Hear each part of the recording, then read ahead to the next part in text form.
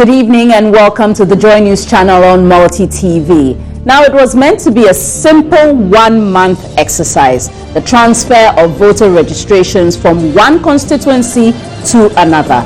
Somehow, the exercise has registered some disagreements and in some cases, violence. Examples of attacks and injuries are evident in Esunafo South, election officers and officers attacked in Suhum, leading to a suspension of the transfers and a total shutdown of offices. A threatening situation in Buipe in the Central Gonja district has seen calm restored.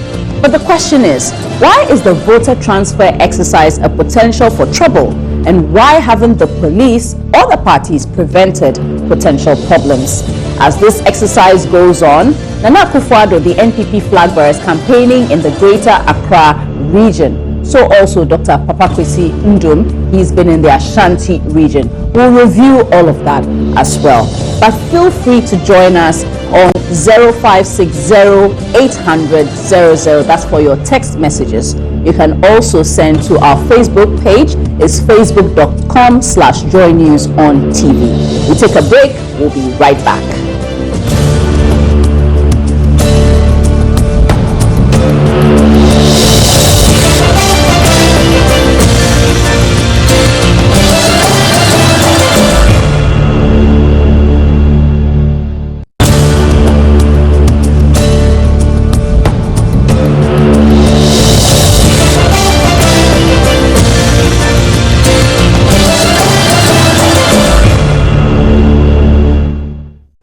Thank you very much for joining us here on the Joy News channel Multi TV and its joint caucus, where we take a look at all the trending issues relating to the elections and the political parties. And as of today, for some reason, the issues relating to the voter transfer program has been generating a lot of interest. There have been lots of issues surrounding it relating to disagreements and some violence in some cases. The activities have had to be suspended in some areas as well, and we'll be taking a look at that. We'll also look at campaigning, the parties who are on the road. The NPP is on the road, so also is the PPP. Joining us in the studio this evening is the member of the NPP communication team, Alfred Thompson. Good evening to you, Mr. Thompson. Good evening, Jaffa. Okay, I understand that you contested the Cape Coast seats last time. Yeah, I contested Cape Coast seat as a whole. Then it was divided into two, Cape Coast South and Cape Coast North.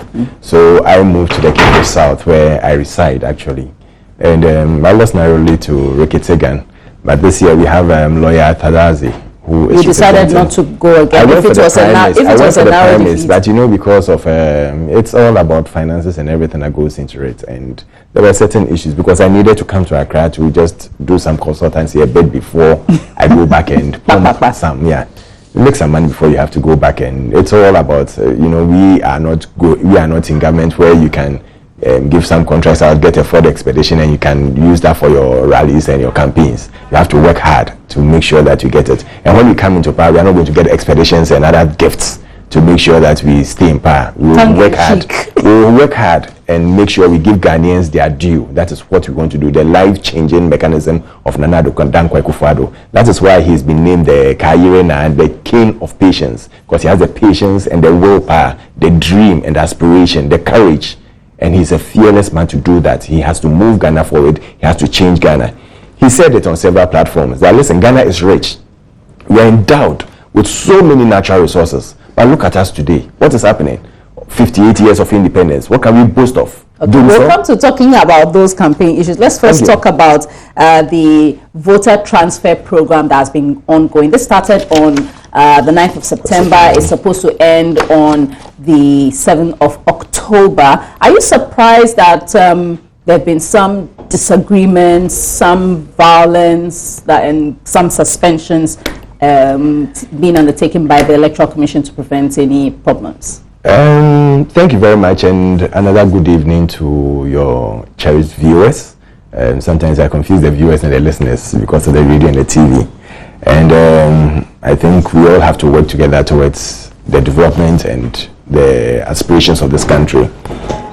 Fine. When you look at the Electoral Commission list they gave us 81 flashpoints that we should be wary of, and we should look out to make sure that there are no issues there. But unfortunately, all the places that we have issues so far, I don't think they are in the 81 places that they've been named, because I've gone through several times and I don't see anywhere within the list, especially Esunafo North. Okay, so Esunafo South in the Bongahafo region, where there were issues in Kukuom.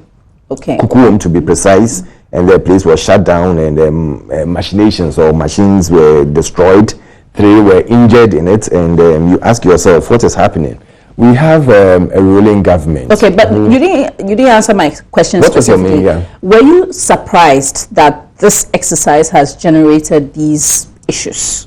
These exercises? This exercise, that is... In particular, the transfer? Yes, because one would have thought that this is just a simple exercise. It's not a new registration. It shouldn't have been a surprise, but yes, I'm surprised and I'm not.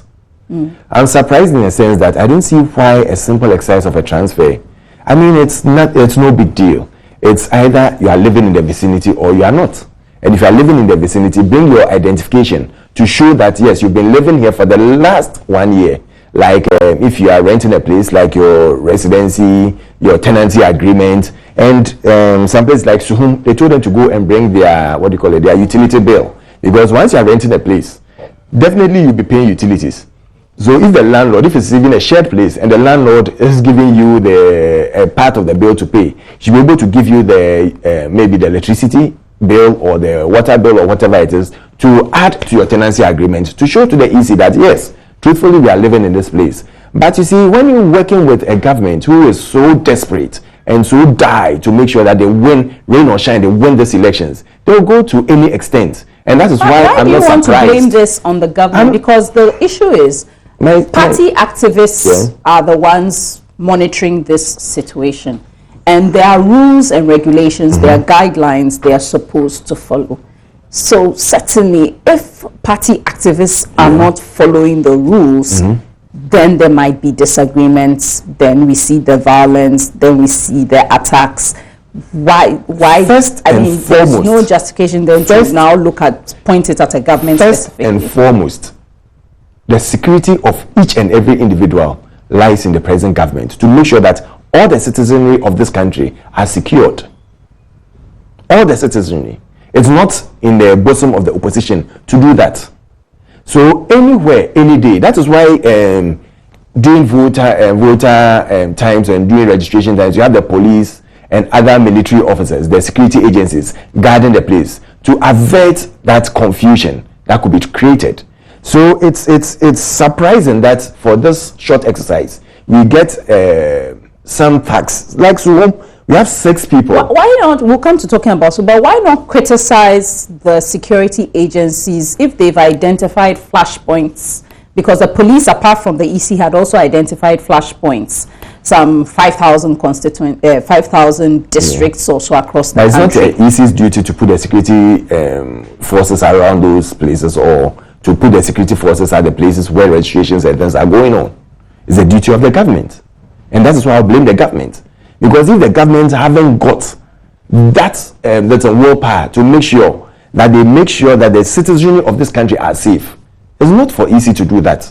How about parties, they have failed us. How about political parties also exhibiting levels of tolerance in order to get the process going? My sister, you take 2 bus loads of people, bring them from Côte d'Ivoire to come and register in a place like Doma Central, Bongahafo region.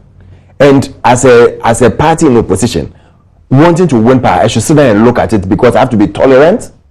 Bus loads, I should be tolerant to you. Where I expect the government, a ruling government, to make sure that they block all the entry points. There's a process of complaining. My dear, there were military officers there.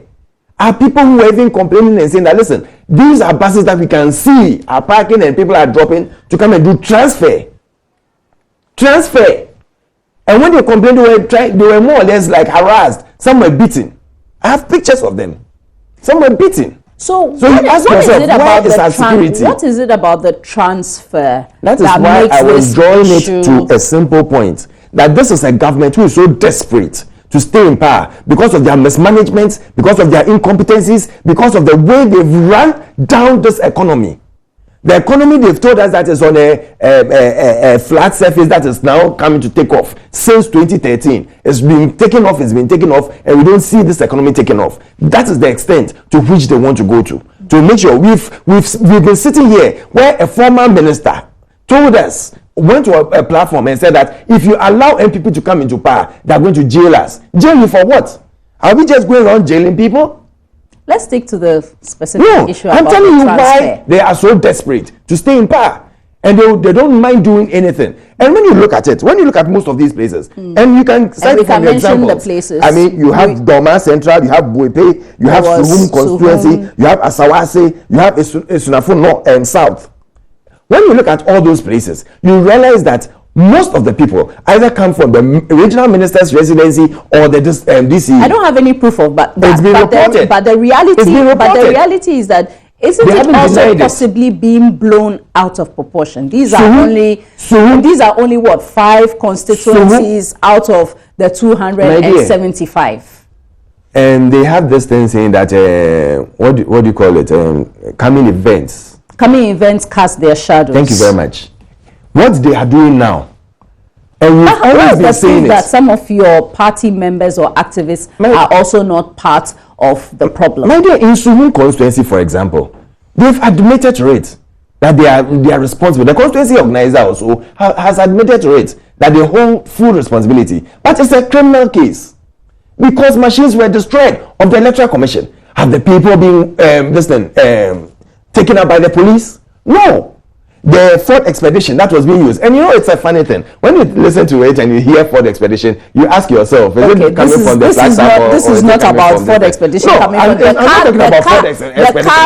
The car they were identified in was a Ford expedition. In 2016, Ford expedition has taken a center stage of our politics. That matter is being investigated. Okay. And this country is also being investigated. But let's be honest, in the place like Kukum, it's a swing. It's a swing area. Okay. Apart from the Suhum area that we were told that the constituency organizer of the NDC has owned up to, he spoke to Adom FM. In the Ashanti region, for instance, the allegations of people being bussed into Asawase, we know that the Ashanti region is also the NPP's stronghold. So why is it a stronghold? We all know that the Ashanti region is there. The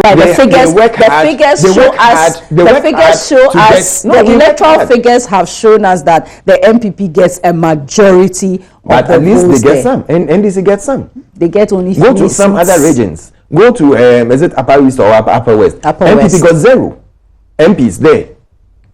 Okay, but the point I'm trying to make is in Ashanti region, that's your stronghold. So it may also be in the NPP's interest. Is an NDC. Exactly. But it may also be in your interest to seek to get people to transfer there in a bid to lower the votes of the NDC whilst shoring up your votes. So the possibility that your activists may also have been involved may also be true. You can't always blame the other side. It's an assumption, which I agree with you that yes, you can assume. But facts on ground tells us, because you know what? Let me tell you what is happening now. Check all those places that these problems have happened. If it were to be an MPP person causing this havoc, the police would have rounded up on them by now. I'm telling you the truth. Then it's a gospel truth. Is it your belief that there is a certain selective approach in dealing with this matter on a security or a criminal level? Definitely yes. That is why I'm telling you that this government has failed us security-wise. They failed us. But you cannot, then you should be holding the police to account, not necessarily. The police will be there no matter which government is in office. There is a commander-in-chief who should make sure that he directs the police that make sure that my people are safe. The person was at the United Nations General Assembly. He did talk about the fact that this country, the polls will be free and all processes towards the polls will be free. Whilst he was saying that this thing was going on. So that's why I'm saying that the authority in charge are the security agencies. They are the ones. That is why I'm telling you that whilst he was at the Security Council preaching that the whole system is going to be free and fair, in his backyard there were problems. It tells you that this is not someone you can trust. Now, because if he travels, doesn't mean there should be a coup d'etat in this country. No. If he travels, everything should fall in place. There is a vice president who should take over and make sure that everything is going on well. So if it's not going on well, then it means we can't trust the government, the president, the vice, and his own administration. That's taking it a tad too far, because like we mentioned, these are just 5 constituencies. He was reminding us 275. If you had this happening in maybe 100 or almost 150 and more places, then you can say that we are in really big trouble. This is just 5, 6 constituencies. I will take you religiously a little bit. When Jesus cured the people, how many turned back to go and say thank you to him? 1. And who was he grateful to? That woman. He was very grateful that he knew what has been done for him. We have 275 constituencies. Even if one goes astray, it's a problem for us. Let me take you back to 2008. When we had the 3rd election, it was a 10 constituency. That was the deciding factor. That is one constituency out of the 275. One constituency out of the 275. So each and every constituency is very important to us, to make sure that the security of the people are guarded. All right, but we still have some, a week and a half for this to end, the whole so we are calling on the government to set up. What immediate steps is your party taking to prevent the continuation? I know personally that the director of elections and the team are taking it up with the Electoral Commission. I know that at IPAC they're going to take it up. The various regional IPAC teams are going to take it up. The various constituencies are taking it up. We are guarding every place that we know that these people are busing people in. What happened in Doma Central, which I'm sure very soon you hear about it, was one of our members, Hobson Adoye, was there, and he was guarding against the 2-bus load of people coming from Ivory Coast to register there, and that was why he was attacked. And we are not going to sit down. We are not going to relent at ever. The people of Ghana are relying on us to save them from this dying situation. People, you go out and people are telling you, this time don't sit down for these people to cheat. This time don't sit down for these people to intimidate. This time don't sit down because we are all tired. So the party is going to take this up with the Electoral Commission. We are going to take it up at IPAC as well. But the EC itself hasn't been immune. Yeah, we are calling on the security agency. In Ashanti, in Suhum, they had to shut down their offices. The place was totally ransacked. Is it good? Because we also have people who are doing transfers. We wouldn't say it's this thing, what do you call it? Definitely the transfers that are coming in could be for NDC. And we have people who also have come to the constituency and are living there legitimately who want to do transfers.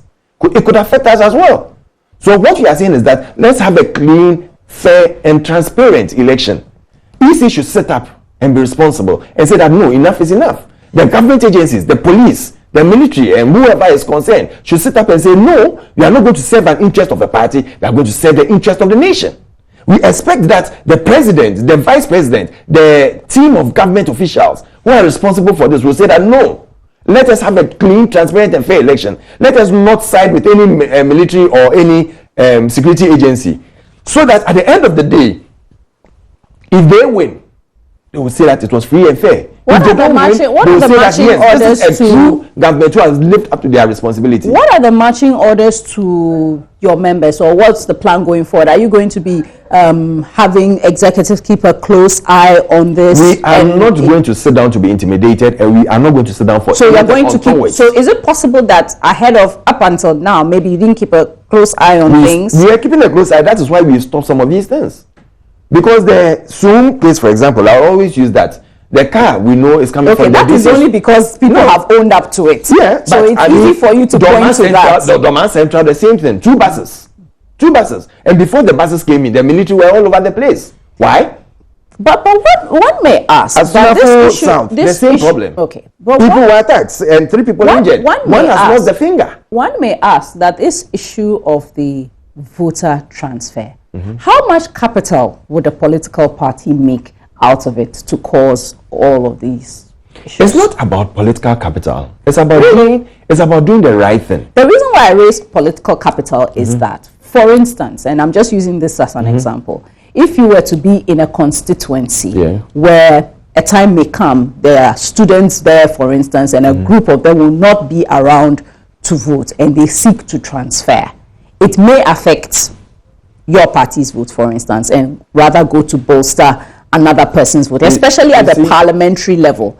So preventing that from happening and using all these, underhand tactics may be favorable to one party or the other. What do you say to that? The interesting aspect of this whole elections is that the presidency has one constituency. It's not divided into 275 or 10 regions. The presidency is one constituency. You know that?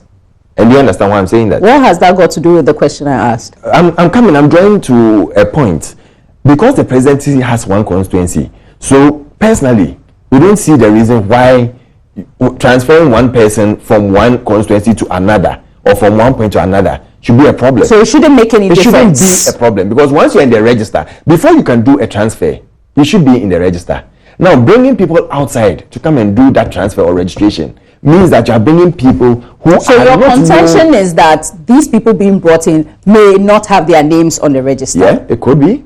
But how then would their votes be transferred if they are not on the register? No, we've had instances where we've had reported cases, even from NDC people, that listen, even whilst they are doing this transfer, they are doing some registration. We are yet to bring it out. We'll bring it out at the right time too. We are yet to bring it out. And I'm telling you, we've had situations. So we have a problem. That is why we are calling at the beginning for an open, new and clean register, so that we all come out on a clean note. Okay, now that's not going to happen. It's not going to happen. So we are sticking to this. And now we come to, after the presidency, which has one constituency, we have 275 constituencies made up by... So you admit that ideally it should not be a problem. It shouldn't have been a problem. You do see that there's some element of political capital to be made if votes are to be transferred. Some aspect of political machinations being done by the ruling government to make sure that... Why do you think it's only them? It could also be from... In fact, so far, tell me even the main arrest that has been made out of There's been no arrest in any of these cases. Nope. So we don't know if they are NPP And I'm telling you, if it were to be NPP, the government would have moved immediately, would have sent the police to move immediately to arrest their culprits. How about the school of thought? How about the school of thought? Hold on, Mr. Caucus. How about the school of thought that the police are usually reluctant to interfere by arresting political party activists for concern that it may even whip up more agitation, can get people then mass up, and then it boils over, spills over. So it may not be just the government per se. It may just be a case that maybe the police are treading cautiously, and so whether it's a government activist or an opposition or whatever political party activist, they may be biding their time to take action. I can tell you that, listen, if it were, and I'll still insist, that if it were me sitting here, if you like on the set, if I say anything on towards the president right now, you will see that before I leave this place, the BNI, the police, the military will be at the entrance waiting for me. True or false? I don't know about that. Hasn't it happened before in this country recently? I don't know about that. It's happened several times. So I am telling you, as a matter of fact, that if these people, if those involved, who can be identified within the constituency, those who did this have been identified. So this is where we expect that, listen, we've taken full measures against these people and we are prosecuting them, because to go and destroy easy machines is serious, it's criminal. And it's criminal. And it's Joint Caucus on the Joy News channel on Multi TV, and we've been talking about the voter transfer violence that has occurred in some 6 constituencies and districts across the country. We'll come back after this break. And you're welcome back to Joint Caucus on the Joy News channel on Multi TV. So there's been a lot said about the violence, the disagreements that have emerged during the voter transfer exercise, but the Electoral Commission has been speaking about it, considering that they've also been victims of attacks. Let's hear from the Deputy Director of Public Affairs at the Electoral Commission, Yusuf Ayuba. It's a source of worry to the Electoral Commission, because we stated clearly the procedure for voter transfer. We've stated the qualification for one to be able to transfer his or her votes.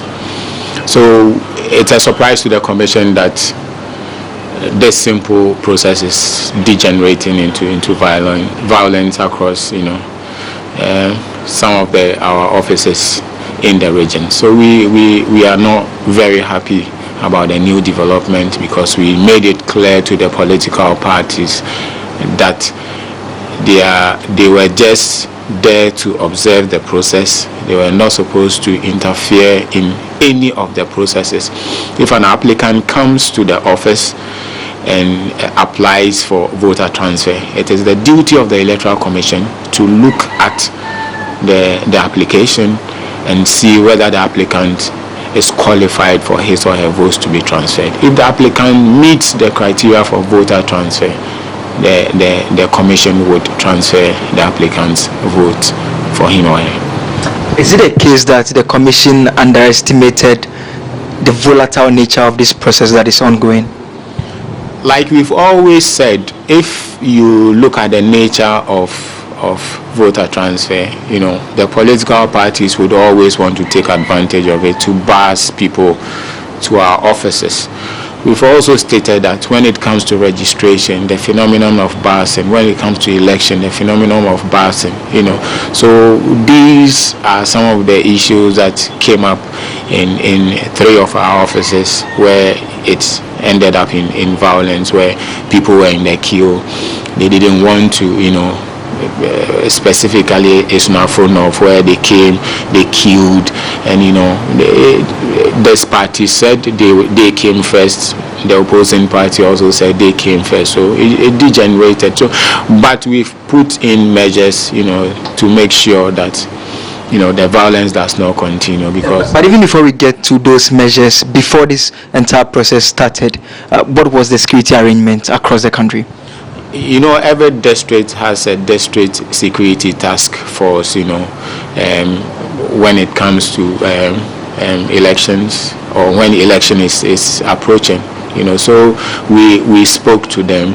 We instructed all our district officers that when there's a need for security, they should apply to the district police command, so that security will be provided for them as and when they think that there's a need for them to, you know, get adequate security to protect the process.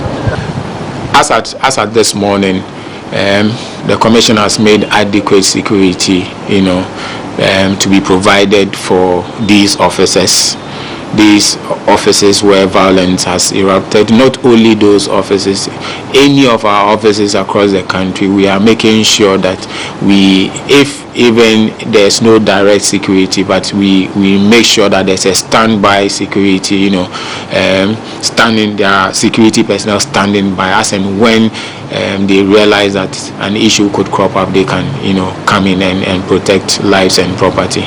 And the offices that are being closed down, should we expect them opening up, because it's a process ongoing? We are talking about transfer of votes, and once they've been closed down, are we also to expect some extension? So 2 issues really.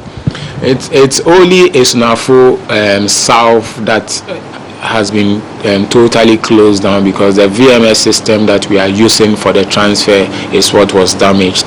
But in Yape and in Suhum, it was just suspended. I've not checked in Yape, but yesterday when I spoke to the officer, he said today they'll resume with the transfers. Suhum is saying that they are studying the situation. They've called for, you know, police protection, but then there was a threat of life, so they are looking into the security situation. So Monday they will resume the voter.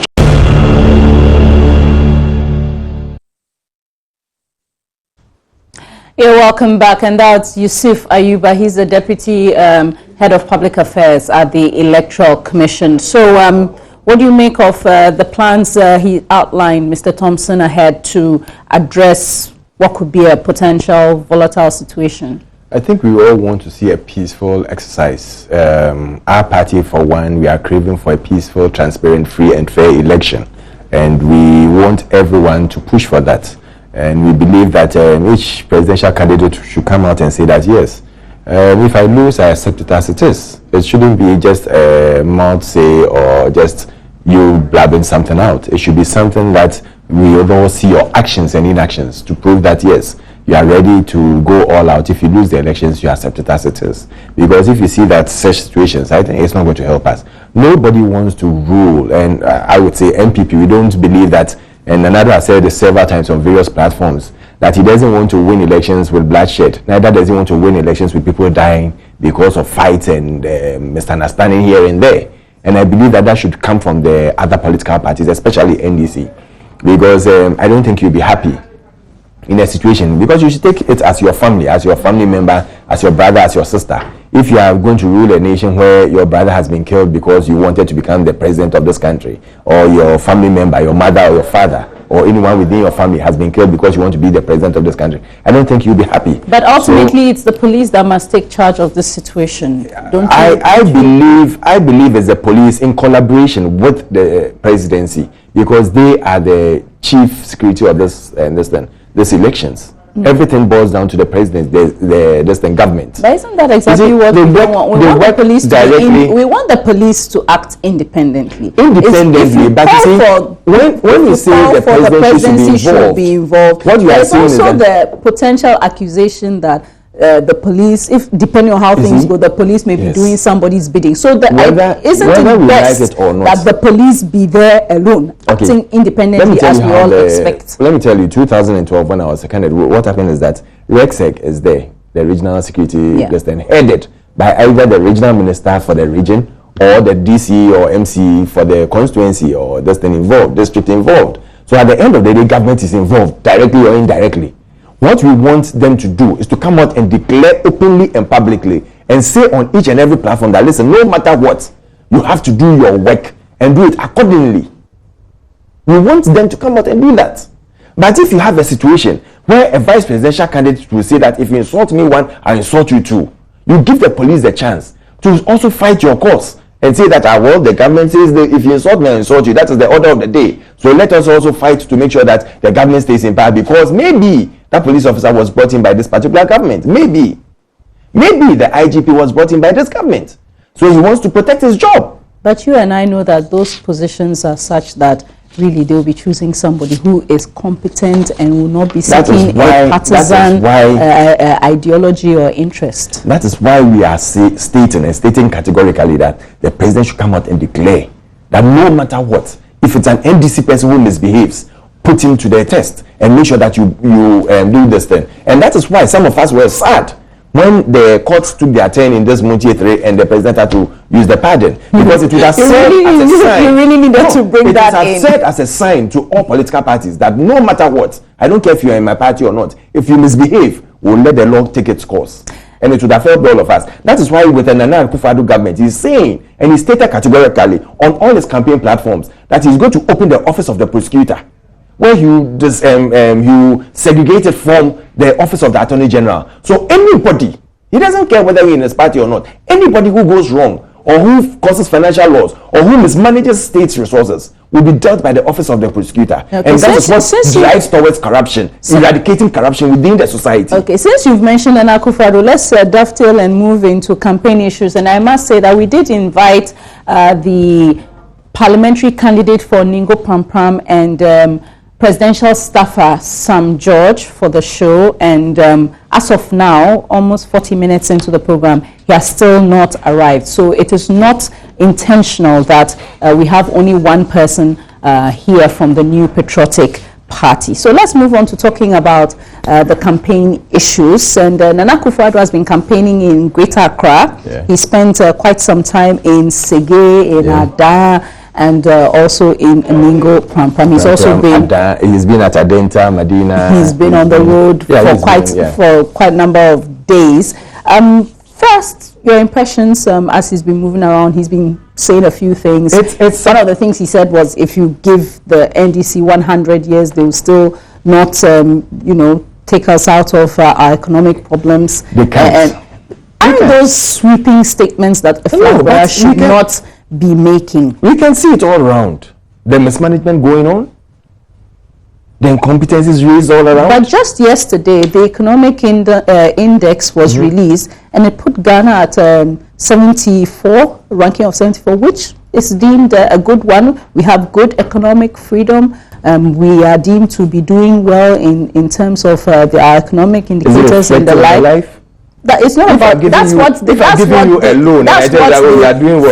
economic freedom index says. It's not about me. That's what the economic freedom index says. Ghanaians, I'm saying that Ghanaians should judge. You see, so are you discounting what the economic index is saying? What is surprising about this whole Nana Addo thing is that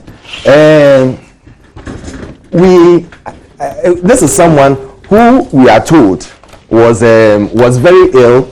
Even in the latest NDC, when we were launching their manifesto, they've carried a coffin and put his pictures all around it. I mean, Mr. Thompson, certainly you can't be referring to that. You and I know that there are always dramatic. Every 2 days, there are always dramatic scenes at these events. I'm sure MPP, if we were to go back to the old footage, we'll also see them carrying all sorts of effigies of NDC and the like. So that's just by the way. So let's stick to the campaign. No, I'm giving you a scenario where they've said that this guy is very ill and is at the point of death to even carry his coffin. And they tell you that, every 2 days when he campaigns, he has to travel out of the country for medical attention. Here is the man who is traveling on road.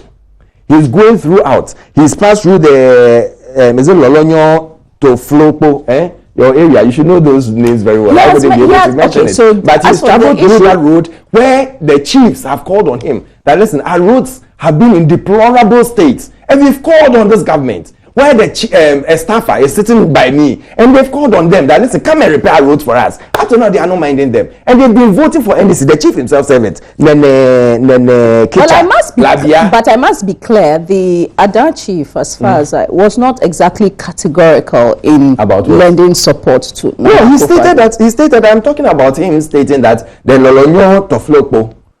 But isn't that natural that any flag bearer who goes to it, the chiefs or the authorities will complain about their issues? They should tell you about their issues. Even the president, when he travels, people still complain that we don't have this, we don't have that. But they are telling us that they've done most of the roads, about I think 90% or so. They make us believe that everything is going on so well that we don't even need this thing. Ghana is like a paradise, more or less, because the amount of money that has been borrowed, about 36 billion.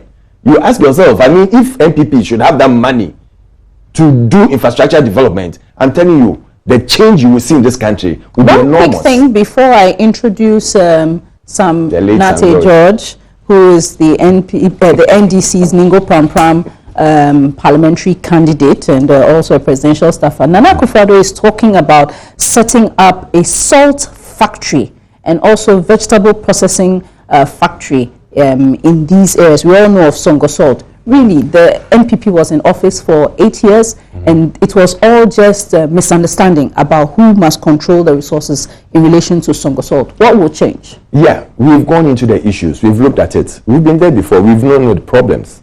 And that is why, now this time, when we realize, you see, the first they are making about our manifesto is based on the people. Yeah, I'm coming on the Songo thing. It's based on what the people need and what they want. It's not going to be a top-down approach. It's a bottom-up approach. And that is why when he goes to each and every locality, he identifies with the problems they have. He identifies with how he can solve their problems. There are issues that are on ground. He says it's not about promises. It's about the problems and how we can solve them. And I'm giving you the assurance that these are solutions to your problems. Is it just setting up a salt factory or ensuring that the people can benefit from the resource that belongs to them? They've talked about unemployment. It's going to curb unemployment. It's going to reduce unemployment. They've talked about what do you call it? Getting one district, one factory. What do you identify with the Songo people? It's the salt. So what you are going to do is a PPP thing. It's not going to be a Ghana government thing or a Ghana government alone. It's going to, the people are going to be involved. So they would benefit from what they are producing themselves. And that is where the chief himself would benefit and can say that I'm going to buy my own Land Cruiser. I'm not waiting for a president to come and buy a Land Cruiser for me, because the money has been pumped into a factory that will benefit the whole citizenry. That is what you are talking about. That is productivity. That is competence in management. Let me bring in Sam Nate George. Mr. George, 40 minutes gone past, so I guess sincerest apologies. We'll be able to deal with the electoral issues. We've moved on from there. Okay, so just I'll allow you just quick preliminary comments on comments on the electoral transfer issues. There are concerns that this should have been a simple exercise, but we've seen these challenges. The EC says they'll be connecting with the police to try and step up security. Once again, my sincerest apologies for the late arrival. I mean, I underestimated the amount of traffic coming from the constituency. I've been out of town. I arrived last night, and so I had to touch base. You know, Nanado sneaked into my constituency whilst I was out of town. So you were afraid that he was going to steal your votes? Oh no, he sneaked in whilst I was away. So I just went back. You know, when the lion is not in town, pussycats come around to play. Oh yeah. Anyway, but the lion is back in town. Yes. On the electoral issues, I think that it's most unfortunate that we have had these challenges. I think that it is despicable and condemnable across board, be it with respect to our political parties or whoever it is. I mean, the transfer exercises are supposed to be individual exercises. You see that the political parties overstep our bounds where we're supposed to be observers at the transfer points to become active agents engaged in busing people. I mean, there have been instances even in my constituency. My constituency is very interesting because we don't have a VMS machine in my constituency because it's a new district. And so we have to move the people, or whoever has to register, has to go and fill the form in Pram Pram and then move from Pram Pram to Dodowa to get the transfer done. And we're seeing some of the funny things that are going on. But I think that all in all, the Electoral Commission just has to put its foot down and go by the dictates of CI 94 and 96 and ensure that the transfers are done in accordance with law. And I just want to call on all the political parties that we should exercise. I mean, let's all lower the tensions. Let's lower the temperature. It's important that we keep this country in one beautiful piece as it is. There's a concern that had this been maybe opposition activists, the police would have rounded them up, but there's a suggestion that they may be affiliated with the government, hence the delay in actually identifying the culprits and taking action against them. I listened to I think a Manhini for Kukom speak, and this problem in Kukom goes as far back as 2012. And it's from both sides. I mean, if you go to Kukom right now, the MPP office has been vandalized, the NDC's office has been vandalized, the district assembly has been vandalized. And so you realize that it is not, if we want to make this a political issue and say it's one party, we will not address this issue. I think that collectively as political parties, we need to speak to our followers and say to them that, look, this is not healthy for this nation. Let's calm down. Let's drop the temperature. Now, talking about campaigning, what do you make of the pledge that Mr. Akufo-Addo is making for salt and vegetable processing and factories in the Ada, Sege, Ningo Pram Pram area? Interesting. He was in my constituency yesterday, and unfortunately, he was more engaged in character assassination. Of myself, and so he forgot to make a pledge or state what project he would do in my constituency. So if you listen to the soundbite, you realize that there was nothing from Ningo Pram Pram. When he came to Ningo Pram Pram, he rather spoke more about me and the fact that and regurgitated lies. I haven't heard any of that. What regurgitated lies about me, but the pledges he's made to set up the salt but then and again, factories. I ask the question always. I wonder who are Nanado's handlers. They let him down every now and again. Because, I mean, yesterday when I arrived and I listened to the sound bites and I heard that Nanado promised to revive the Songo salt plant or factory, I just shook my head. I said, does Nanado have a brief of what is going on with Songo? Why under President Kufuor, Songo couldn't succeed as a PPP? Why up till now Songo hasn't succeeded as a PPP? He doesn't take into consideration the fact that there is an over $100 million litigation on that plant right now, which is judgment debt sitting there. So when you're talking about PPP, the question that any potential person who wants to take over that plant is going to be looking at is that you have to offset that outstanding judgment debt, which is accruing interest with each passing day. And after that, you need to bring in new machines because the machines there are obsolete. And you look at the viability of the plant, of the pit, the Songo plant right now. Does it have what it takes to pay back $100 million judgment debt that is sitting on its neck, re-engineer the equipment there, and still be able to make or break even? That is why repeatedly, if you are not aware, in the past 8 years, over 6 different private enterprises have tried to go in there. But when they sit down and do the cost-benefit analysis, you realize that until and unless something is done about the judgment debt, and government is, except Nanado is telling us. But there's also the knowledge that the people themselves want to control the mining of the salt and have made it also difficult for people who may come into to want to partner. Yeah, or do it as a business. As a business. They frustrated people. Yes. So you see, that's the multifaceted problem with Songo, and so if Nana goes to stand there in Adan and makes a claim that his one district, one factory project is to bring Songo back on stream, it tells you that Nanado is bereft of what the situation is on the ground there. He doesn't know what's going on there. His handlers have not briefed him. He goes to Adan. He knows that Adan is noted for Songo salt, so he just goes to promise Songo salt. The same way, I mean, he will go to the Volta region and promise them that he'll give them a cat meat processing plant, or go to the north and promise the Boko and promise them a dog meat factory like Anthony Cabo has done. I mean, you clearly see that it's not a well thought out process. He doesn't understand what the factories are going to be engaged in. Absolutely no idea. And you see, again, wrapping up, you know, he spoke, when you asked my brother about what Nanado was promising, you realized that he went on anecdotal issues and then came back to the issue that the chief spoke about the Lolonia to Flopo road. Yes. That same chief is very grateful to this government for the Ada the Kase road, which has been asphalted. What about the Lolonia? You understand me? And so he told His Excellency the President, when His Excellency the President was there recently, that the people of Adan never, in their estimation, expected asphalt on that road. They were expecting a bitumen overlay. They've gotten an asphaltic overlay. And because the President has been able to give them an asphaltic overlay on that road, he's confident that when His Excellency wins again on December 7th and is giving another 4 years, he will fix that road. But as a chief who wants development for his people, he would ask the man who is up in the tree with the fruits and has given him one already for another one, instead of asking somebody who is down on the floor and yet to even climb and taste the fruit, to give him fruits.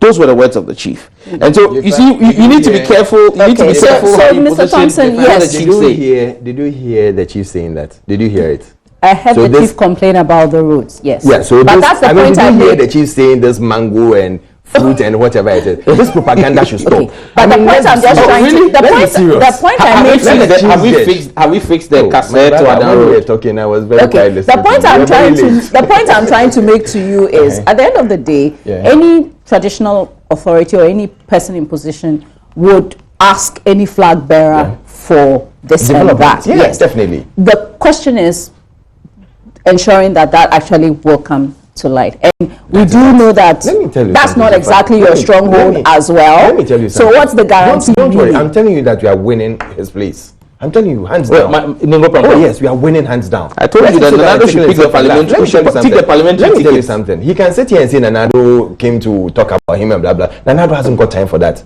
Nanado is focused. He knows what he's about. It's only the current vice president who will go around and say we have to elevate the short man, like what Sam George said to what do you call it? Let's not go to that. Let's not go to that. So the vice president has been on campaign in the East region, and he's saying that Kwewus are not even voting. Why do Kwewus not vote for NDC? You see, send your campaign message. Send the message to them that this is what I've done for you. This is what I want to do. So when Nanado said the Volta region should change their voting system. Okay, so where is Nanado heading to?